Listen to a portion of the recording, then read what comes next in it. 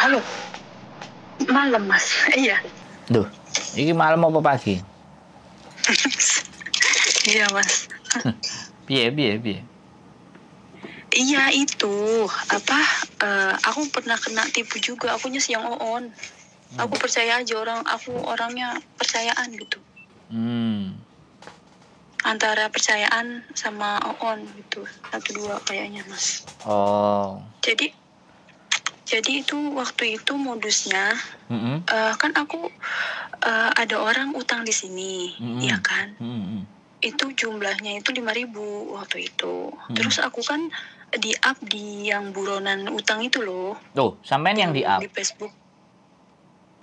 Sampean yang di-up apa sampean yang nge-up? Aku yang nge-up. Oh, terus? Nge-up orang itu yang utang. Terus? Nah, terus itu ada yang inbox, Mbak, minta tolong aja ke Mas. Aku bilang bayarnya gimana? Mahal, bayar nggak? Bayar katanya, tapi cuman $600 kayak gitu. Aku bilang caranya gimana?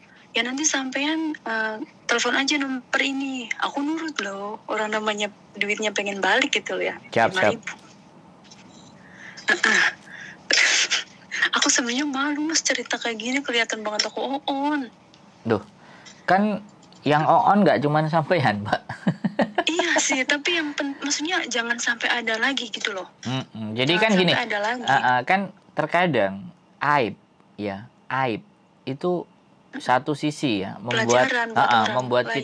membuat kita jadi terlihat bodoh. Tapi dengan sampean bercerita masalah dan aib, orang lain bisa belajar dari sampean. Justru orang-orang kayak yang sampean ini yang membagikan aib diri kita, orang mungkin bilangnya aib. Kalau saya nggak pernah bilang aib. Kalau aib itu ibaratnya kita bercinta sama orang lain, terus hamil, terus digembor-gemborkan dan seneng gitu, digembor-gemborin. Nah itu baru aib. Tapi kalau hal yang kita lakukan dan salah dan kita sendiri aja sudah mengakui, ya kenapa enggak kita belajar buat orang lain supaya nggak seperti kita kan. Akhirnya dengan si emas tadi gimana jatuhnya? Nah, aku telepon tuh yang namanya. Aku telepon. Terus dia ngomongnya gini, katanya dia itu apa sih yang tukang nagihin utang itu apa namanya mas? Debt collector. Nah, debt collectornya gitu. Itu katanya. Menarik ini. Orang-orang yang duitnya pada ya aku yang nagihin mbak, katanya siapa lagi lah, aku percaya dong, aku bilang gitu. Betul. Terus aku bilang emang mas ini kerjaannya apa? Dia bilang itu apa sih, pokoknya agen apalah kayak gitu loh mas. Agen apalah yang bikin aku percaya. Agen gitu. FBI tukang nyari orang. Kalau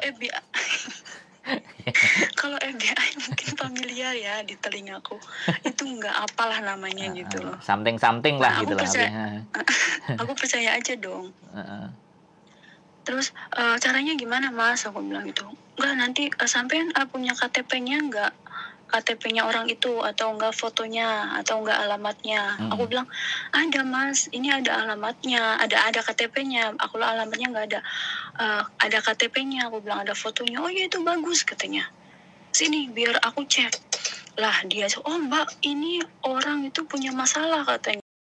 Dia masih punya utang 12.000 kebetulan katanya. Nanti sekalian aku yang tagihin, ngomongnya gitu mas. Iya terus. Iya, aku bilang, aku seneng dong. Oh iya bener gitu loh. 5.000 bakal balik nih gitu. Lah mas, terus gimana? Nanti aku naik katanya ke rumahnya. Atau enggak, aku bisa ke Indonesia. Di Indonesia itu aku ada jaringannya katanya. Aku ada anggota di sana. Nanti di Indonesia didatengin, aku di sini bagiannya, dia bilang gitu. Aku di sini ada di KOSWB, dia bilang gitu mas. Aku kenalannya orang KJRI, ngomong gitu. Aku percaya aja dong. Aku nggak kenal orang KJRI kan. Ya udah yang aja gitu loh. Menarik ini. Terus?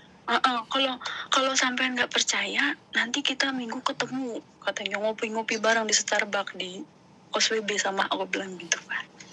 Terus udah mas ini gimana masalah utang? Iya ini aku cek itu datanya dia masih punya utang, jadi ini masih miliknya sampean mbak gitu. Udah sampean sekarang proses dulu, kirimin di TNG itu $600, tapi aku pengennya rupiah gitu loh. Itu dari situ aja aku udah curiga dong Mas, ya kan? Iya. Terus. Ya kan, aku bilang, Mas, ini kok sampean pakai nomor Indo? Aku bilang, nah Mbak, di sini kan ada kan as yang bisa dipakai. Iya juga sih, gitu kan? Terus? Ya juga sih, percaya dong. Ya udah aku kirimin nih Mas $600 dikali dolar waktu itu. Pertama tuh udah tuh selesai. Ya udah Mbak, tunggu info selanjutnya. Itu aku nurut aja loh Mas. Abis kirim pertama, terus dia minta lagi 600 lagi, aku kirimin lagi. 600 lagi aku kirimin lagi, terus yang keempat itu $320 aku kirimin lagi. Lah itu yang terakhir itu gede loh, 1.000 berapa, pokoknya total itu aku hitung-hitung 7 juta. 7 juta di rupiah ya? Beneran. Iya, di rupiahin itu 7 juta. Gitu. Terus aku bilang, Mas, kok aku sebenarnya aku udah feeling gitu, kok aneh gitu ya, tapi aku nurut, suruh transfer ya transfer gitu loh Mbak. Maksudnya aku nggak ngomong di hipnotis ya, kayaknya akunya aja yang terlalu on gitu loh, aku percaya aja. Kalau dipikir-pikir lah, orang aku mau nagih duit kok aku ngeluarin duit, kan harusnya gitu kalau pikirannya jernih ya, kalau pinter ya. Siap. Ya kan, berhubung ini aku lola gitu, ya gitulah, jadi percaya aja. Nah, udah totalan kayak gitu, aku bilang, Mas, terus ini sampean gimana? Tenang Mbak, aku udah masuk, aku udah naik ke tempatnya dia. Lah sekarang dia aku bawa ke, katanya, suruh pencairan lagi. Tapi Mbaknya punya ini enggak, katanya, bank sini, bank Cina sini. Aku bilang aku nggak punya, aku bilang gitu. Aku nggak punya, padahal aku ada. Terus dia bilang, ada bank sini nggak? Aku boleh minta nomor rekening sampean nggak? Ngomong gitu. Aku bilang aku nggak punya kalau bank sini. Emang kenapa? Soalnya gini Mbak, katanya, nanti kalau duit pencairan itu nanti dimasukin langsung ke BOC sampean, ngomong gitu. Ngomongnya gitu Mas. Ini pokoknya Mbaknya lagi dipaksa nih, katanya, lagi ngantri buat pencairan bank. Aku bilang, lah terus Masnya di mana? Ya ini aku lagi nungguin di luar, katanya, takutnya dia kabur, ngomong gitu. Nanti sampean kirimin aja nomor rekening sampean yang di Indo atau rekening sini kalau bisa. Aku bilang, ya udah rekening Indo aja Mas. Aku bilang gitu. Aku kirimin rekening BNI gitu loh. Udah ditunggu-tungguin itu malah aku diblokir. Oh, selesai di situ berarti? Selesai diblokir lah. Aku konfirmasi dong sama orang yang tadi nge-inbox aku. Ya kan, Mbak. Perempuan. Aku bilang, loh Mbak, ini kok aku diblokir loh Mbak sama, loh iya loh Mbak, aku nggak tahu, dia bilang gitu. Waktu itu aku bener loh Mbak, duit aku 12.000 balik, dia bilang gitu. Lah terus gimana? Ini Mbak, aku bilang, kesampean telepon aku ya, ini nomor telepon aku. Lah aku malah diblokir lagi tuh sama yang Facebook itu. yang beneran, yang sama Facebook itu, yang mungkin itu komplotan atau mungkin satu orang itu ya. Bisa jadi. Terus? Bisa jadi. Lah terus aku up itu, yang namanya itu aku up. Kebetulan aku tahu mukanya dia, karena dia itu di Telegram gitu loh Mas. Terus kan ada profilnya. Di LAN. Kontaknya dia itu muncul di LAN. Terus ada profilnya. Aku up tuh nomor itu. Ternyata banyak itu korbannya. Katanya, Mbak, aku juga katanya kena sama dia. Ada yang 10 juta, ada yang 15 juta. Paling kecil itu 5 juta, Mas. Beneran? Terus? Terus ya udah, aku bilang, lah terus gimana? Aku itu sempat ngelaporin nomor itu ke pengaduan yang di Google itu, yang pengaduan penipuan gitu loh. Cuman susah, nggak bisa gitu. Susah, maksudnya ribet. Aku harus kirimin KTP Indonesia kayak gitu. Tapi bukti-bukti transparansi aku masih ada. Oh ya, itu yang mau saya tanya. Jadi ini berapa tahun yang lalu? Belum ada setahun, belum ada 6 bulan. Oke, baru berarti, ini fresh nih berarti. Oke. Iya, Juli. Oke. Bulan Juli. Oke, bukti transferan itu Bank Indonesia ya, di Indonesia ya, Bank Indonesia. Atas namanya. Terus sampean waktu transferan itu ada berita informasi nggak, biaya tentang apa kayak gitu kan? Ada nggak? Iya, kalau aku lupa itu yang kalau keterangan kan.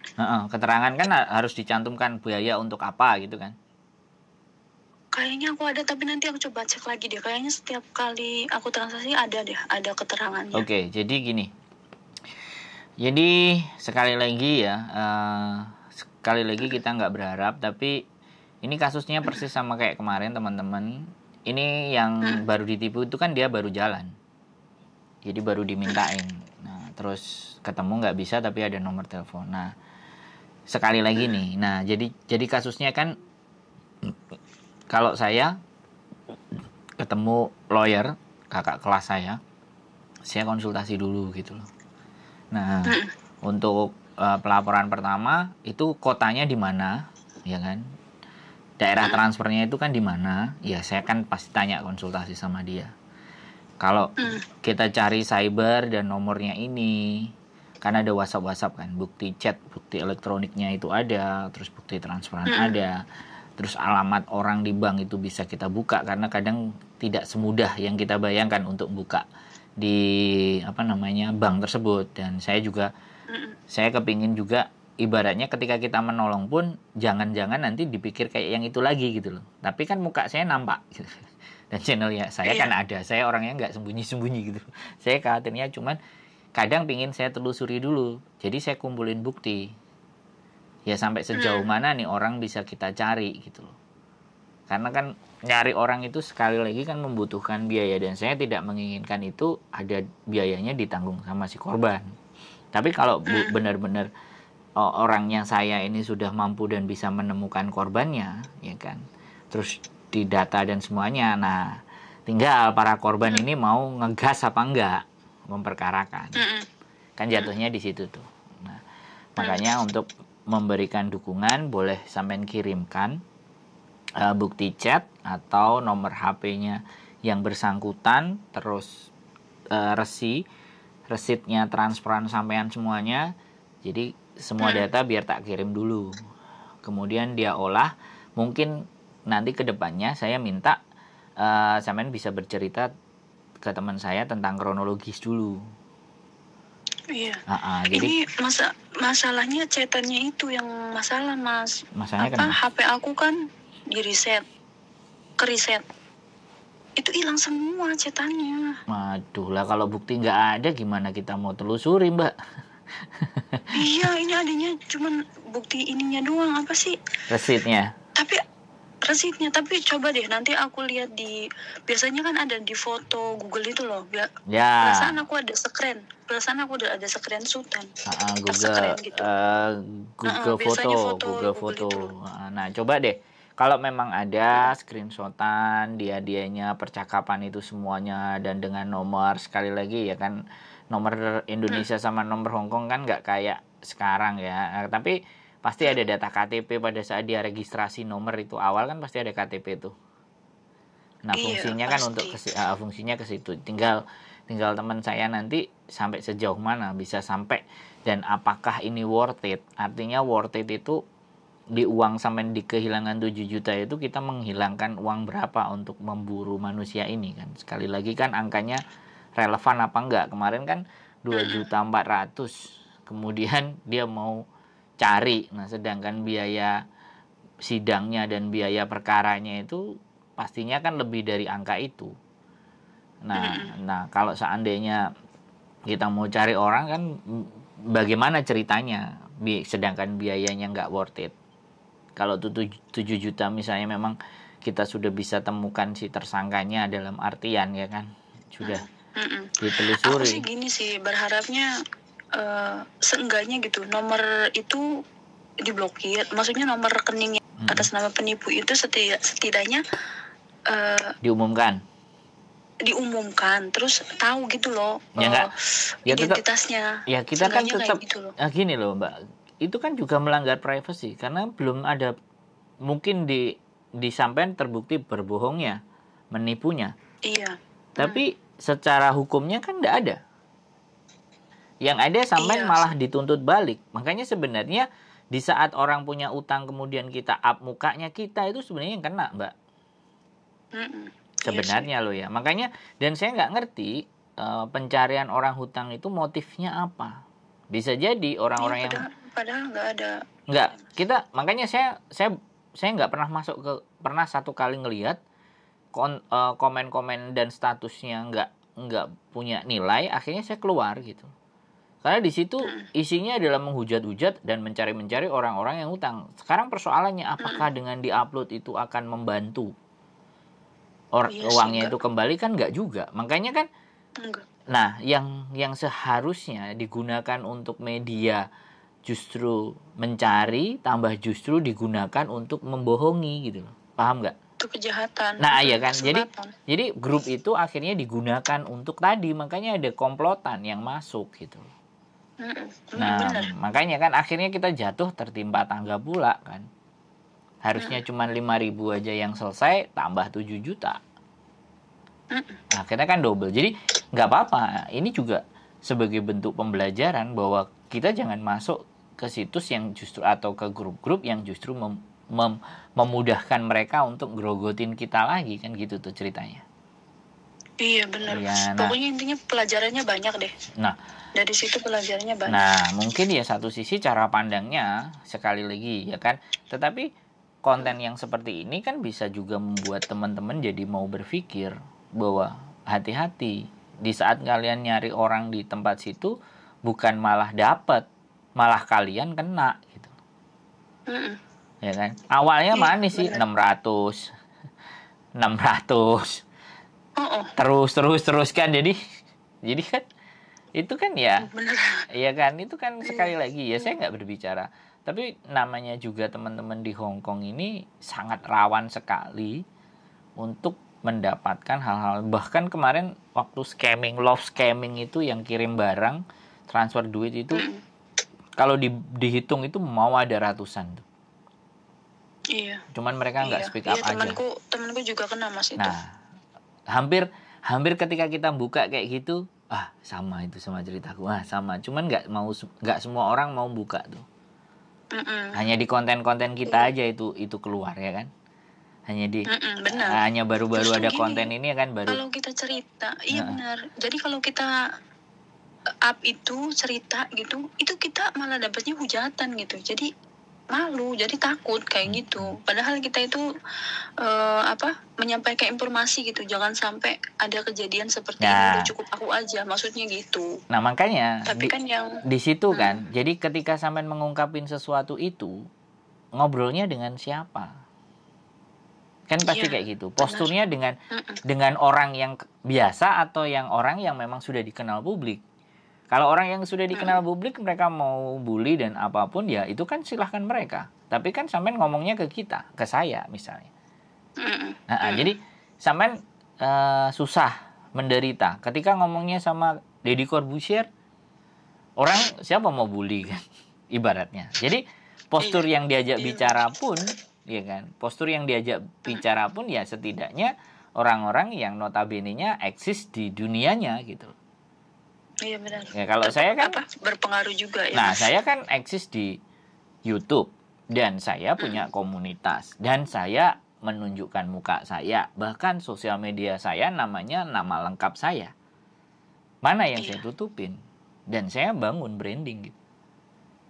Jadi saya benar-benar membangun diri saya sendiri untuk hal yang baik. Nah, karena sekali lagi di mana hal yang baik pun pasti ada orang yang berpikir tidak baik, itu sudah sunatullah, itu udah wajar gitu loh. Tidak semua orang menilai apa yang kita lakukan baik, tetapi berjalannya waktu orang mau bully capek sendiri kan kalau kita terus berkarya. Iya kan? Jadi jadi di sini iklim ini yang mau saya bangun. Makanya di komunitas ini saya cari talent gitu loh. Kayak Miss Yuni, kayak Bu Diana. Jadi sebenarnya gini loh Mas, kita itu butuh wadah untuk kita sharing gitu, untuk kita ngeluarin unek-unek kayak gitu. Jadi aku sih seneng dengan adanya YouTube-nya Mas. Sandro, Mbak Yuni kayak gitu seneng gitu, malah membantu gitu loh. Jadi pengalaman teman-teman yang lain cerita enak nggak enaknya itu bisa buat pelajaran buat kita kayak gitu loh. Kalau enggak kita lagi merasa jatuh, ternyata kita dengerin curhatan orang-orang ada yang lebih parah gitu. Kita kan jadi nggak ngeluh gitu loh. Iya. Makanya kalau orang kan mengambil gitu. Sisi positif apa yang kita sampaikan kan mengandung nilai, mengandung makna. Iya benar. Jadi berguna banget. Jangan sampai kan kita belajar itu kan nggak harus kita mengalami sendiri. Benar. Jadi itulah yang menjadi garis bawah. Ya kalau sekali lagi kalau sampean punya data yang lebih valid, ada sesuatu ataupun siapapun nanti yang di luar sana yang mendengar konten ini, kalau kalau ada yang mengalami hal yang serupa, tolong bukti elektronik itu sekarang juga bisa diajukan untuk sidang gitu loh. Bahkan menipu, kalau ataupun orangnya di Hong Kong menipu, ya kan, menipu kita di Hong Kong, kita bisa tuntut di Indonesia karena untuk pidana, untuk perkara pidana itu 17 tahun hukum itu berlaku. Jadi kita tunggu sampai orangnya pulang. Karena kita nggak bisa mengadili dia di Hong Kong, tapi kita bisa nunggu dia kalau di Indonesia. Nah, ini kan juga pembelajaran gitu. Ini pinternya penipu ini, Mas. Dia nggak pakai chat. Jadi kalau sumpamanya dia ada apa-apa, dia langsung telepon. Jadi nggak pakai chat. Iya, berarti kan memang benar-benar niat. Iya, dia pinternya itu. Masalahnya mungkin dia udah berpikir, maksudnya udah direncanain lah kalau sumpahnya pakai chatan pasti di screenshot kan, bisa buat bukti. Jadi gitu. Sekali makanya lagi dia kalau apa-apa telepon. Tapi tetap kalau memang kita punya canggih ya, artinya kita lacak nomor itu punya siapa, bahkan di posisi mana itu sudah bisa. Tapi untuk biaya yang dibutuhkan ke arah sana itu kan ya. Tapi setidaknya ketika nanti ada beberapa kasus yang sudah mulai saya naikkan buat pembelajaran buat teman-teman, hati-hati kalau kalian mau berkasus gitu loh. Iya kan? Jadi shock terapi ya, artinya mungkin di hari itu kita nggak bisa nangkep dia, tapi untuk hari berikutnya dengan anak-anak semakin pinter kan semakin paham. Makanya yang tak kontenin di kemarin yang barusan, Mbak tetap jaga hubungan baik aja Mbak, seolah-olah sampean tidak merasa dia mau menipu gitu. Iya. Jadi karena kan namanya penipu itu kan pasti nyerempeng gitu. Jadi dia nyerempeng, bahan buruannya ini jangan sampai lepas kan kayak gitu tuh. Iya benar. Akan disedot sampai habis-habisnya kan kayak gitu. Capek dia terus mepet. Jadi kadang-kadang harusnya sih sebenarnya ketika proses transfer banknya di mana, kotanya di mana kan kelihatan tuh penerimanya. Kalau enggak kita cuma daerah ATM ini, nomor ini di mana. Besok lagi coba yang terdekat mungkin di situ. Nah kalau kita bisa sekali lagi ini main detektifan. Jadi kayak yang benar sekali, jadi mencari jarum dalam tumpukan jerami. Tapi dengan adanya sosial media itu sekali lagi segala sesuatu masih bisa, apalagi kita punya OD, orang dalam, cyber ibaratnya. Iya, setidaknya buat pelajaran lah gitu. Pengalaman aku itu buat pelajaran ke yang lain gitu loh, Mas. Ya, ini apa bukti transfernya nanti aku kirimin ke Mas Andro apa gimana Mas? Ya boleh. Nanti ada 2, jadi saya ada 2 orang, makanya saya kumpulin 2. Kemudian saya bicarakan sama teman saya yang ada di Indonesia, apakah hal-hal seperti ini bisa, kalau bisa pun sampai berapa di angkanya, coba pakai saya dulu, nggak usah pakai punyanya teman-teman cuma nunggu info aja. Nanti kalau ternyata logis dan masuk akal untuk bisa diteruskan ya kita lanjutin, tapi kalau nggak worth it ya kita sampaikan, Mbak nggak worth it ini, ya sudah pembelajaran aja, nanti kita coba apa yang akan kita perbuat gitu loh, dengan data-data yang setidaknya ada itu kita bisa apain gitu loh, untuk memberikan pembelajaran berikutnya sih. Saya rasa di situ aja. Iya benar. Luar biasa.